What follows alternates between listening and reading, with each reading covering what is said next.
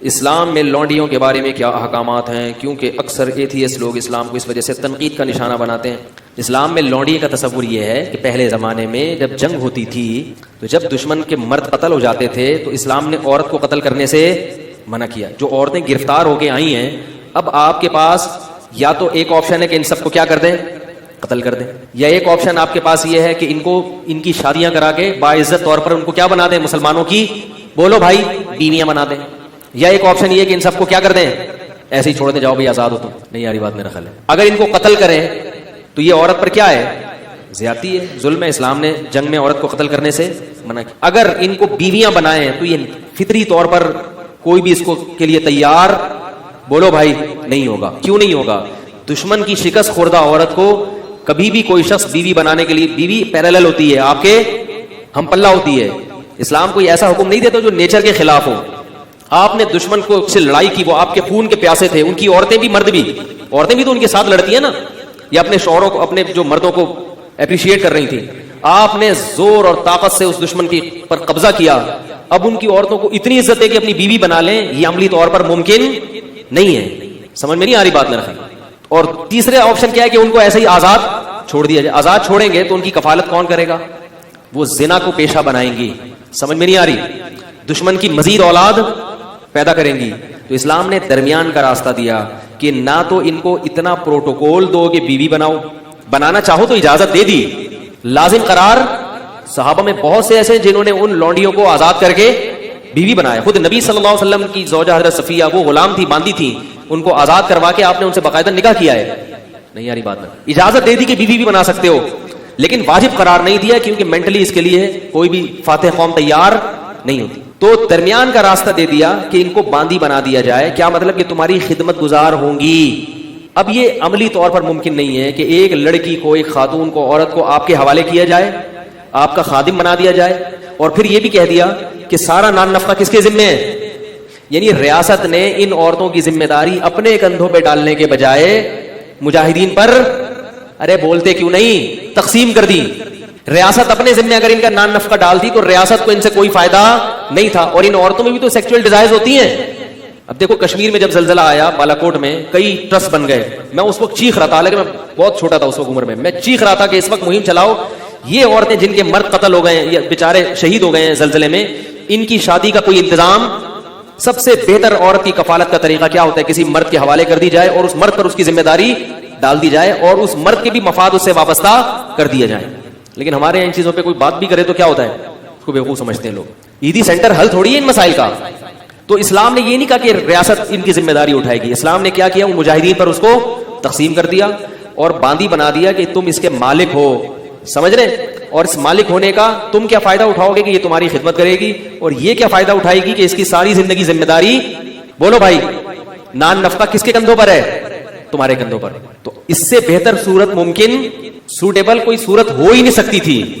پھر اسلام نے اتنے حقوق دے دیے کہ مجاہدین کی باندی تو بنا دیا، تو اب یہ نہیں ممکن تھا کہ اسے سیکچوئل ریلیشن کو ناجائز قرار دے دیا جاتا، کیونکہ عملی طور پر ایسا ممکن کہ اس کو کہیں اور شادی سے بھی منع کر رہے ہیں آپ، اور آپ کے گھر میں بھی ہے وہ، اور آپ اس سے، اور اس میں بھی تو یہ اللہ نے خواہش رکھی ہے نا، اس کا بھی فائدہ ہے کہ مولا کو اس سے ریلیشن قائم کرنے کی اجازت دی جائے۔ اور پھر اس کے وہی احکام دے دیے جو نکاح کے ہوتے ہیں کہ کوئی اور مرد اس کو ہاتھ بولو بھائی، غیر مسلموں کے ہاں جو عورتیں جنگی قیدی ہوتی ہیں پبلک پراپرٹی بن جاتی ہیں، وہ اس کو تو دیکھ رہے ہیں کہ اسلام نے باندی بنایا، اس کو نہیں دیکھتے کہ ہم باندی نہیں بناتے مگر پبلک کی کیا بناتے ہیں، پراپرٹی بنا دیتے ہیں۔ اور اگر اس کو نہیں بناتے تو اس کی سیکچوئل ڈیزائر کا کیا حال ہے؟ اگر آپ کے پاس کیسے سمجھائیں بھائی اگر نہیں بناتے پبلک پراپرٹی تو اس کی جو ڈیزائرز ہیں وہ کیسے پوری ہوں گی؟ تو اسلام نے بہترین حل دیا تھا کہ ان کو بیوی نہ بناؤ بلکہ کیا بنا دو، باندی بنا دو، اور ساری ذمہ داری کس پہ ڈال دو، اس کے مولا کے کندھوں پہ ڈال دو۔ اس سے پھر اس کو کچھ پروٹوکول بھی دیے اسلام نے۔ وہ پروٹوکول کیا دیے؟ نمبر 1، قرآن نے کہا کہ قسم کھا کے اگر توڑ دے تو غلام یا باندی آزاد کرنی پڑے گی۔ اگر قسم کھا کے آپ نے توڑ دی، آپ کی ملکیت میں اگر باندی یا غلام ہے تو وہ آزاد کیے بغیر کفارہ ادا، یہ جو ہم کہتے ہیں نا 3 روزے 10 غریبوں کو، یہ اس لیے کہ باندیاں نہیں ہیں، غلام نہیں ہے، اگر غلام یا باندی ہو تو وہ آزاد کرنا پڑے گا۔ تو ان کی آزادی کا بھی اسلام نے کیا کر دیا، ارے بولو نا یار، بندوبست کیا کہ کسی بہانے سے ان کو کیا کیا جائے، آزاد کی۔ جب آزاد ہوگی تو وہ بھی احسان مانے گی کہ اس نے آزاد کر دیا، لہذا وہ مسلمانوں کی دشمن نہیں بنے گی، وہ احسان مانے گی۔ اور دوسرا پروٹوکول یہ دیا، اور کئی کفارے اس میں، زہار میں کفارہ کیا ہے کہ باندی کو آزاد کیا جائے. کسی کا غلطی سے قتل ہو گیا, اس کا کفارہ کیا ہے؟ باندی کو آزاد کیا جائے. اور پھر ویسے بھی کہہ دیا کہ اگر کسی نے ایک دفعہ بھی زبان سے کہہ دیا کہ باندی آزاد ہے تو یہ ریورس نہیں ہو سکتا. مذاق میں کہہ دیا, نبی نے فرمایا مذاق میں کسی نے کہہ دیا, غصے میں کہہ دیا, جان کر کہہ دیا, لا طلاق ولا عتاق فی اغلاق, فرمایا طلاق بھی ہو جائے گی اور غلام بھی آزاد ہو جائے گا. طلاق میں تو رکھا 3 طلاقیں ہیں اور غلام آزاد کرنے میں 1 دفعہ. طلاق میں 1 طلاق کے بعد رجوع کا حق ہے, 2 کے بعد بھی ہے.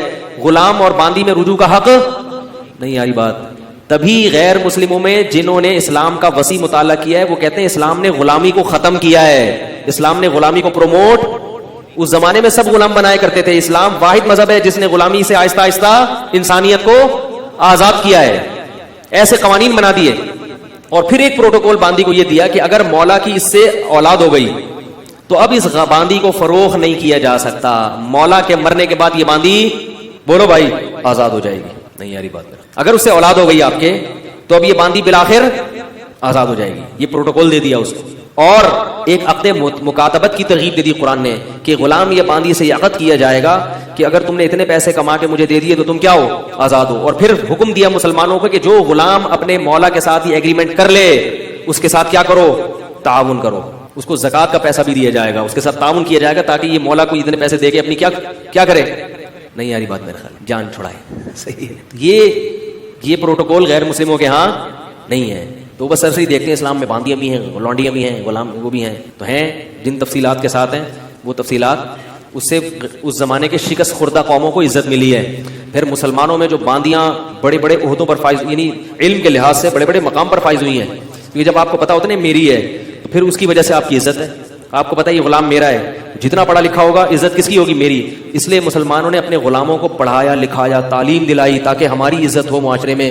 بڑے بڑے محدثین غلام گزرے ہیں, سمجھ رہے ہو. نافع عبداللہ بن عمر کے غلام تھے, بخاری اور مسلم کے بہت بڑے راویوں میں سے, اسلاف میں ان کا تذکرہ ملتا ہے. بخارا اور سمرقند سے قید ہو کر آئے تھے. بخارا جب روس میں لڑائی ہوئی تھی نا, صحابہ کرام کی فوجیں گئی تھی, یہاں سے گرفتار کر کے ان کو لایا گیا. عبداللہ بن عمر کے غلام بنے اور بخاری اور مسلم کے راویوں میں سے بہت بڑے محدث, بہت بڑے حدیث کے امام. کہاں سے لائے اور کیا بن گیا؟ یہ ہو گیا لونڈی والا. آج کل لونڈیاں نہیں ہیں کہیں بھی, کہیں آپ کسی ماسی واسی کو لونڈی سمجھنا شروع کر دیں. لونڈیوں کا سسٹم کیا ہو گیا؟ اچھا یہ بھی یاد رکھو, لونڈی سے سیکچوئل ریلیشن جب قائم کرنا جائز تھا کہ جب وہ اسلام قبول کر لے یا وہ عیسائی یا یہودی ہو. اگر وہ عیسائی نہیں ہے, یہودی نہیں ہے یا مسلمان نہیں ہوئی تو پھر اسے سیکچوئل ریلیشن کی اجازت, کیونکہ جیسے اہل کتاب سے ہی نکاح حلال ہے تو ایسے ہی باندیوں میں بھی ریلیشن صرف اہل کتاب یا مسلمان باندی سے تھا. جو مجوسی اور آگ کی پوجا کرنے والے, ان سے ریلیشن کی اجازت بولو بھائی نہیں تھی. ہمارے نبی نے کم کھایا اور کتنی زوجہ کی آپ کی ایک وقت میں 9. صحابہ کم کھاتے تھے اور اتنی بھاری بھرکم تلواریں اٹھا کے میدان جنگ میں لڑتے تھے. اچھا 3 کام جو مذہب نے بتائے ہیں وہ کر لو. سمجھدار ڈاکٹر بھی اسی کا مشورہ دیں گے انشاءاللہ. جو مذہب نے 3 کام بتائے ہیں نا صحت کے حوالے سے, وہ کر لو. نمبر 1, مذہب گوشت کھانے کی آپ کو ترغیب دیتا ہے تو کھا لیا کرو. ایسا نہ ہو کچھ تحقیق بدل جائے اور بعد میں کہے کہ جی وہ جو گوشت نہیں کھاتے ان کو ہارٹ اٹیک کا خطرہ زیادہ ہوتا ہے. ٹھیک ہے نا, ایسا نہ ہو کہ الٹا ہو جائے معاملہ. تو جو کھا رہے ہو تو اپنی ذمہ داری پہ مر جاؤ, کوئی مسئلہ نہیں. تو پہلی بات گوشت نہ چھوڑو. دوسری بات آپ نے کیا کرنا ہے, ہمارے نبی صلی اللہ علیہ وسلم زیادہ کھایا کرتے تھے یا زیادہ کھانے کی ترغیب دی ہے یا بھوکا رہنے کی ترغیب دی ہے؟ کم کھانے کی نہیں, بھوکا رہنے کی. کم کھانا تو بہت کم کھانے کا مطلب کھائیں. ہمارے نبی کی جو سیرت ہے وہ ہے اے اللہ ایک وقت کھانے کو ملے تو شکر ادا کروں اور ایک وقت بھوکا رہوں میں تو صبر کروں میں. سمجھتے ہو کہ نہیں سمجھتے؟ اور آپ صلی اللہ علیہ وسلم نے فرمایا میری امت میں, جو حدیث کا مفہوم میں اپنے الفاظ میں بیان کر رہا ہوں, آپ نے فرمایا خیر القرون قرنی ثم الذین یلونہم ثم الذین یلونہم, سب سے بہتر میرا زمانہ ہے, پھر اس کے بعد والا, پھر اس کے بعد والا. پھر آپ نے فرمایا یفش الکذب, جھوٹ پھیل جائے گا, یعنی برائی آنا شروع. اور انہی برائیوں میں آپ نے بتایا کہ جھوٹی گواہیاں, اور انہی میں آپ نے بتایا کہ لوگ زیادہ کھانا شروع کر دیں گے. یہ نہیں فرمایا کہ حرام کھانا شروع کر دیں گے, نا نا نا نا, حلال کھائیں گے مگر زیادہ. تو زیادہ کھانے کو بھی کس میں شامل کیا جا رہا ہے؟ برائی میں شامل کیا جا رہا ہے. یعنی امت اتنی بری ہو جائے گی خوب کھانا شروع کر دے گی, کھانا بہت کھائے گی. نہیں یاری بات میرا, تو کم کھانے کی ترغیب ہے, کم کھانے کی ترغیب ہے. اتنی ترغیبات ہے نا کم کھانے کی کہ ہمیں تو اپنے بارے میں ایسا لگتا ہے کہ یار پتہ نہیں ہمارا ہوگا کیا. نہیں اگر ہم پیغمبر صلی اللہ علیہ وسلم سے قیامت کے دن ملے اور اپنے پراٹھوں کے ہم نے کسی نے بتا دیا کہ یہ 2 پراٹھے صبح ناشتے میں کھایا کرتے تھے, تو امید تو ہے کہ انشاءاللہ ان چیزوں پہ پکڑ نہیں ہوگی. یہ ترغیبی چیز ہے, کوئی واجب حکم نہیں ہے. لیکن ہم جائیں گے کہاں؟ تو ہم بہت کھاتے ہیں بھائی, بہت کھاتے ہیں. نبی صلی اللہ علیہ وسلم کی خدمت, یہ میں ٹاپک کمپلیٹ کرتا ہوں, جب چل پڑا ہے نا اتنا ہو گیا تو اس کو مکمل. آپ نے جو بھائی موضوع دیا وہ کہاں گئے بھائی نے پرچی دی تھی, وہ میں اس پہ ضرور بیان, آپ جمعے کے بیان میں آتے ہیں, میں انشاءاللہ اس پہ ضرور, میرے ذہن میں پہلے سے یہ ٹاپک تھا, میں اس پہ ضرور بات کروں گا انشاءاللہ. تو خوب سمجھ لو. دیکھو نبی صلی اللہ علیہ, ابھی صحت کی بات چلی ہے نا, تو اکارڈنگ ٹو اسلام کیا کہتا ہے اس بارے میں, وہ چند چیزیں نوٹ کر لو تو وہ آپ کو زندگی پر فائدہ پہنچائیں گی. نبی صلی اللہ علیہ وسلم نے فرمایا کہ 2 آدمیوں کا کھانا, ایک آدمی کا کھانا 2 کے لیے کافی ہے. طعام الواحد یکفی لاثنین, ایک آدمی کا کھانا 2 کے لیے کافی ہے. یہ صحیح حدیث ہے. جتنے میں 2 آدمی, ایک آدمی سیر ہوتا ہے نا, اس میں اصل میں 2 کے لیے کافی کا کیا مطلب, سیر تو نہیں ہوتے, لیکن جتنی آپ کو انرجی چاہیے, جتنا آپ کو زندہ رہنے کے لیے, ایک مناسب لائف گزارنے کے لیے جتنی خوراک چاہیے, تو جتنا ایک آدمی کھا رہا ہے وہ کتنے کھانا شروع کر دیں, 2 کھانا شروع کر دیں, تو وہ کافی ہو جائیں گے. اور ہمارے ہاں جتنا ایک کھاتا ہے, جتنا ایک کو کی خوراک ہے تو وہ 2 کی کھاتا ہے. وہ اس حدیث پہ کیسے عمل کر رہا ہے, الٹا. جتنا ایک میں سیر ہو جاتا ہے نا, حدیث تو کہہ رہے ہیں تم ایک میں جتنا پیٹ بھرے جاتا ہے تو آدھے میں اس کا آدھا کر دو. اور میں آپ کو بتاؤں جب آپ آدھا کرو گے نا, پھر جو آپ گوشت کی یخنی پیو گے, اوہ جو ہمارے نبی نے یوم نہر میں, مزہ آئے گا آپ کو. صحیح ہے نا, مزہ آئے گا, مزہ آئے گا. تو آدھا کر لو اس کو. اور نبی صلی اللہ علیہ وسلم کی خدمت میں ایک کافر آیا, آپ صلی اللہ علیہ وسلم اکرام کرتے تھے, چاہے مسلم ہو غیر مسلم.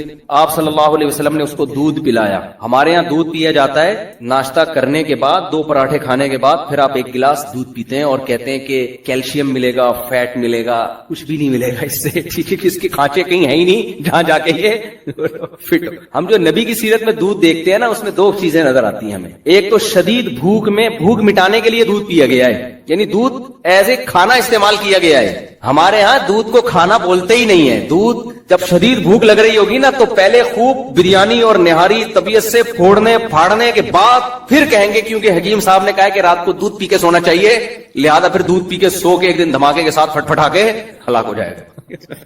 تو ہم نبی کی سیرت میں دیکھتے ہیں, غزوہ احد میں دیکھو نا, سب صحابہ کو شدید بھوک تھی, تو حضرت ابو ہریرہ رضی اللہ تعالیٰ عنہ کو نبی نے حکم دیا, یہ دودھ کا ایک پیالہ آیا ہے نا. شدید بھوک تھی صحابہ کو, 2 3 دن کے سے بھوک لگ رہی تھی, پیٹ پہ پتھر باندھے ہوئے تھے. تو آپ نے کیا فرمایا, حضرت ابو ہریرہ کہتے ہیں کہ ایک ہی پیالہ تھا, تو نبی صلی اللہ علیہ وسلم نے حکم دیا کہ دائیں طرف سے پلانا شروع کرو. تو کہتے ہیں میں نے سوچا کہ میں اتنا مجھے بھوک لگ رہی, میرے حصے میں تو کچھ بھی نہیں آئے گا, اللہ نے برکت اتنی رکھی تو سب نے سیر ہو کے پیا اس کو. حضرت ابو ہریرہ کے برکت دے دی اللہ نے, ایک معجزہ نبی کا ظاہر ہوا.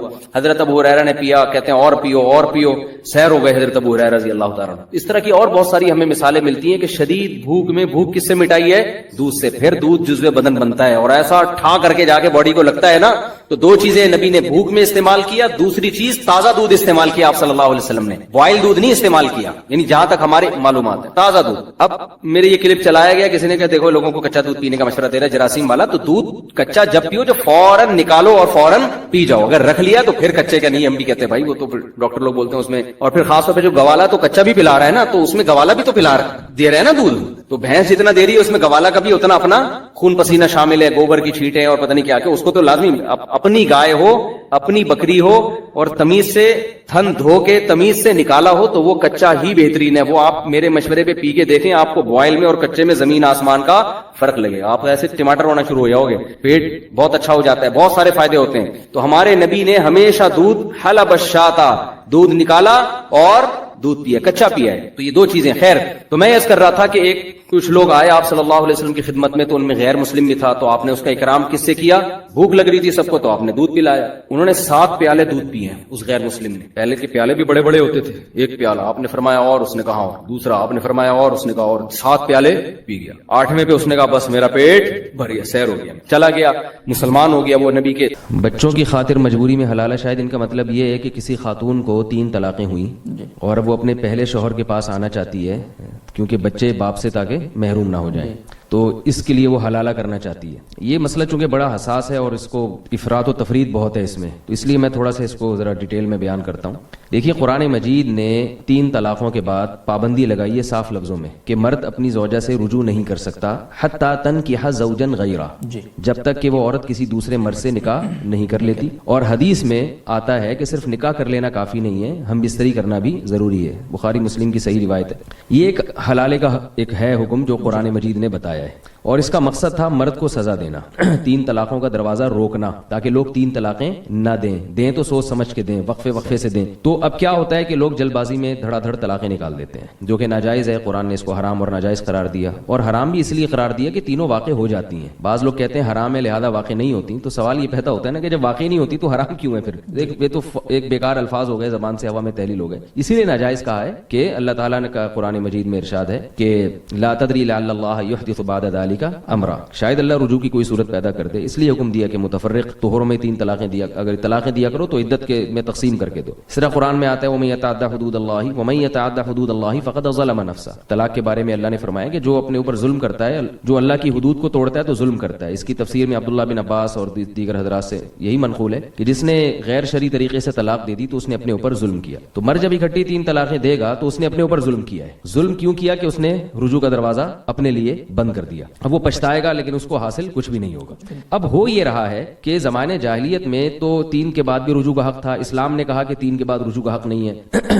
قرآن اور سنت سے صاف طور پہ پتہ چلتا ہے کہ مقصد تھا مرد کو سزا دینا تاکہ یہ بیوی اس کی دسترس سے نکل جائے. زمانے جاہلیت میں کیا ہوتا تھا؟ لوگ بہلا پھسلا کے اس عورت سے دوبارہ نکاح کر لیتے تھے. عورت کا مزاج ایسا ہے کہ اس کی طبیعت میں نرمی ہے، اسے چکنی چپڑی باتوں سے دوبارہ جو ہے نا قائل کیا جا سکتا ہے. اور طلاق کا اختیار مرد کو ہے. عورت مرد سے اتنی آسانی سے اپنی جان چھڑا نہیں سکتی ہے. تو ایک دفعہ اس کی جان چھوٹی تھی تو یہ مرد چکنی چپڑی باتوں سے نا دوبارہ اس کو اپنے نکاح میں لائے گا اور پھر لٹکا کے چھوڑ دے گا. تو اس مصیبت سے بچنے کے لیے کہ مرد کے اختیارات کو محدود کیا جائے تو اسلام نے 3 طلاقوں کے بعد رجوع کا راستہ بند کیا. لیکن یہ وہ دور تھا جس میں 3 طلاقیں نافذ ہوتی تھیں، یا قرآن نے جس دور میں یہ حکم نازل کیا اس میں تعدد زوجات کا رواج بھی تھا. ادھر عورت کو طلاق ہوئی اور عدت کے بعد فوراً اس کی شادی ہو جاتی. تو مرد پچھتاتا تھا کہ یہ میرے ہاتھ سے ایک عورت نکل گئی. عورت کی فوراً شادی ہوتی تھی، اس کے بچوں کی کفالت کا انتظام بھی ہوتا تھا. اور طلاق کو اتنا معیوب بھی نہیں سمجھا جاتا تھا کیونکہ طلاق عورت کے حق میں اتنا بدنما داغ نہیں تھی. اس کو ہم صحابیات کے واقعات جب دیکھتے ہیں تو جب بھی کسی صحابیہ کو طلاق ہوئی ہے پہلے سے بہتر رشتہ ہی ان کو ملا ہے. اگر دوبارہ بھی طلاق ہوئی تو پھر اس سے بہتر رشتہ ملا، بیوہ ہوئی تو اس سے بہتر رشتہ ملا. لیکن ہمارے یہاں چونکہ تعدد زوجات کا رواج نہیں ہے، ایک بیوی پر اکتفا کا رواج معاشرے میں چل پڑا ہے، تو اب خواتین کی بھرمار ہے. اب اگر کسی کو 3 طلاقیں ہوتی ہیں تو بیچاری ساری زندگی بیٹھی رہتی ہے. اور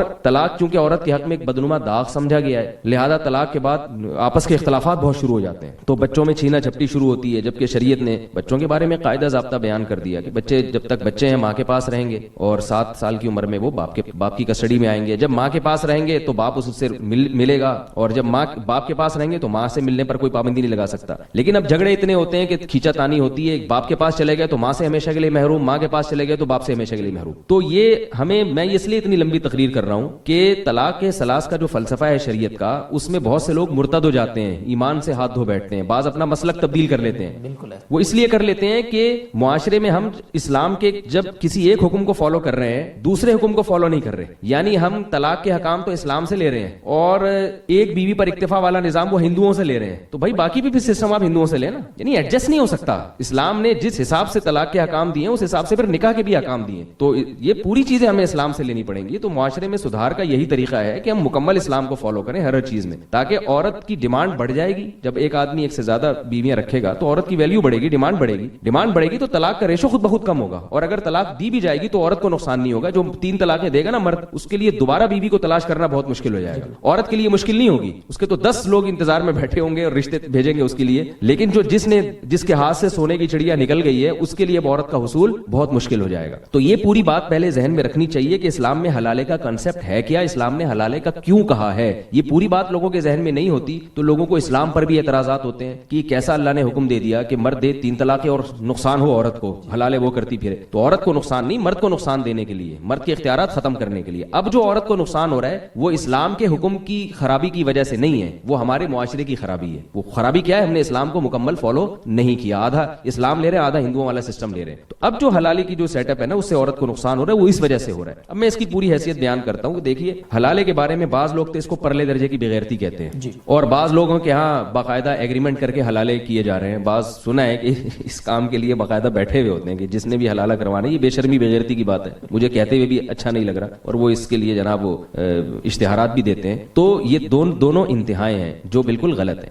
ایک حلالہ وہ ہے جس پر رسول اللہ صلی اللہ علیہ وسلم نے لعنت کی ہے. لعن اللہ المحلل والمحلل له, فرمائے جس کے لیے حلالہ کیا جائے اس پر بھی لعنت اور حلالہ کرنے پر بھی لعنت. اور ایک حلالہ وہ ہے جس کا قرآن نے ذکر کیا ہے کہ اگر مرد نے 3 طلاقیں دے دیں فلا تحل له حتى تنكح زوجا غیرہ, عورت شوہر کے لیے حلال نہیں ہے جب تک کسی اور مرد سے نکاح نہ کر لے. 2 قسم کے حلالے, ایک قرآن میں ملتا ہے ایک حدیث میں. اب اگر علی الاطلاق حلالے کو حرام کہتے ہیں, بے غیرتی کہتے ہیں, سوال پیدا ہوتا ہے کہ پھر کیا قرآن نے معاذ اللہ غلط بات کی, قرآن نے غلط چیز کی رہنمائی کی ہے. لوگ کہتے ہیں نا کہ یہ 3 طلاقوں کو نافذ کر دینا یہ حلالے کی رہنمائی ہے, خدا نخواستہ. تو اگر یہ حلالے کی طرف رہنمائی ہے تو پھر تو معاذ اللہ یہ کام قرآن نے بھی کیا ہے, تو آپ کیا قرآن پہ بھی الزام لگائیں گے؟ تو قرآن صاف لفظوں میں فتویٰ دے رہا ہے کہ اگر مرد نے 3 طلاقیں دے دی ہیں تو حلالہ کے بغیر عورت شوہر کے لیے حلال نہیں ہے. تو پتہ یہ چلا کہ حلالے میں ہم کو یہ فرق کرنا پڑے گا, ایک شرعی حلالہ اور ایک غیر شرعی حلالہ. غیر شرعی حلالہ جس پر حدیث میں لعنت ہے, یہ وہ حلالہ ہے جس میں عورت ایگریمنٹ کرے کسی مرد سے کہ میں آپ سے نکاح کر رہی ہوں اس شرط کے ساتھ کہ آپ ہم مستری کرنے کے بعد مجھے طلاق دے دیں گے.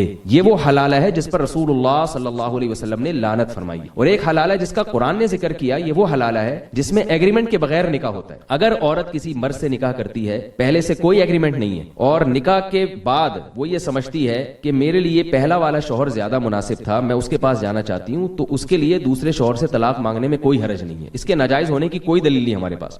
پھر دوسرے شوہر کو اختیار ہے کہ چونکہ اللہ نے طلاق کا اختیار مرد کو دیا ہے, وہ چاہے تو اس کو چھوڑ دے, چاہے تو نہیں چھوڑے. اگر عورت کے مطالبے پر شوہر اس کو چھوڑ دیتا ہے, بہت اچھی بات ہے, نہ صرف جائز ہے بلکہ باعث ثواب ہے. اس لیے کہ جب ایک عورت کا دل آپ کے ساتھ نہیں لگ رہا اور وہ اپنے پہلے شوہر کے ساتھ زندگی گزارنا چاہتی ہے تو اس میں کوئی حرج نہیں ہے. عبد الرحمن ابن عوف رضی اللہ تعالی عنہ جب ہجرت کر کے مدینہ گئے ہیں, ایک انصاری صحابی نے دیکھا کہ ان کو بیچاروں کو کون رشتہ دے گا, یہ اجنبی ہیں. تو ان انصاری صحابی نے ارادہ کیا, ان سے کہا کہ میں اپنی ایک بیوی کو طلاق دیتا ہوں, آپ اس سے نکاح کر لیں, میرے پاس 2 بیوی ہیں. تو کیوں؟ انہوں نے بولا کہ میرا گھر تو بسا ہوا ہے, یہ بیچارے اجنبی ہیں, ان کو رشتہ نہیں ملے گا یہاں پہ, تو میں اپنی ایک زوجہ کو طلاق دیتا ہوں تاکہ ان کا گھر بھی بس جائے, ان کا گھر بھی آمادہ ہو جائے. ظاہر ہے ان کی زوجہ بھی شاید اس پہ راضی ہوں, تو کیا اس کو آپ بے شرمی کہیں گے, بے غیرتی کہیں گے؟ ظاہر ہے ایک مسلمان کا گھر بسانے کے لیے وہ ایسا کر رہے ہیں. تو اگر ایک مرد اپنی بیوی کو اس لیے طلاق دیتا ہے کہ اس کے پہلے شوہر سے بچے ہیں اور میں چاہتا ہوں کہ اس کا پہلا گھر آباد ہو جائے, اس میں کوئی گناہ نہیں ہے. لیکن وہ اس پر پابند نہیں ہے. نہ صرف یہ کہ گناہ نہیں ہے بلکہ باعث ثواب ہے. ہاں پہلے سے ایگریمنٹ ہوگا, یہ یقیناً غلط ہے. رہا ایک مسئلہ کہ دل میں اگر نیت ہے عورت کے دل میں نیت یہ ہے کہ میں اس شوہر سے بعد میں طلاق لے لوں گی, لیکن وہ اس نیت کا زبان سے اظہار نہیں کرتی, تو بھی کوئی گناہ نہیں ہے, اس لیے کہ یہ نیت چینج ہو سکتی ہے.